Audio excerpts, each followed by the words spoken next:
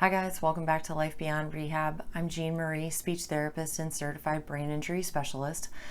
And this week we're actually talking about a Facebook post that I saw in one of the groups that I follow. And a woman posted saying that she had her brain injury in the early 2000s, 2007, 2004. And since then, she has met and married her current husband.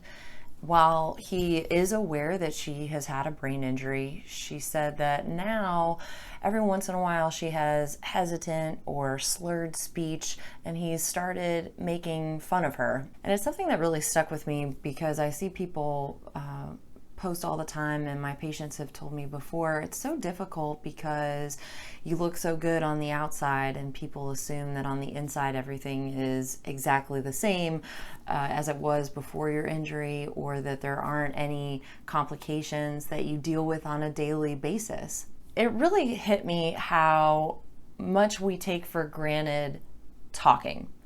Talking is such a complex task, and it seems like it wouldn't be because for a lot of people it's very automatic. But I want to take a second and break down some of the components, a very simplified version, but some of the components involved with when we are saying something to someone else. And the first one is processing. And processing means a lot of things. It means how fast we process, right? Like getting our comment back out to the person that we're talking to.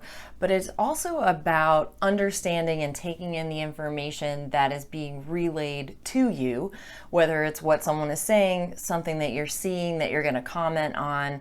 All of these things are loads of information that your brain has to take in and do something with. So then we have the word finding aspect, right? Your brain has to go in and think of all the words that are needed to get this message across for it to make sense and be relevant. And then on top of that, it's got to make sure that it's putting it in an order that makes sense. But one of the last components would be how the brain actually communicates with the mouth to put the motor sequences in place to get the words to come out correctly. When you think about all of those components, it's suddenly very complex. It's kind of a miracle that anybody can get their, message across at any time. So then we're dealing with a brain injury on top of that, right?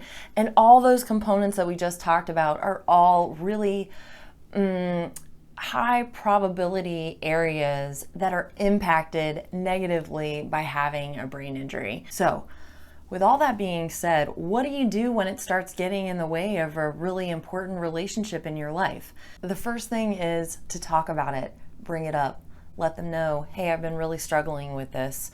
I really need you to be more understanding, or it really hurts my feelings when you make comments about something that's so challenging for me.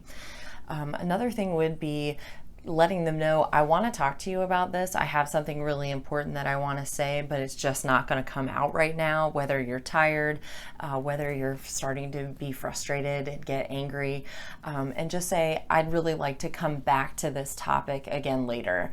And then, because memory can sometimes be an issue, write it down and make it be something that you want to come back to talk to them about. In our blog post below, there are some links to different websites for different brain injury resources. And it might be helpful to sit down with your loved one and go through some of this information. Give them an example of how what they're reading about brain injury is what you're experiencing, so they can start making that connection of, this isn't something I'm making up. This is something that is related to my brain injury.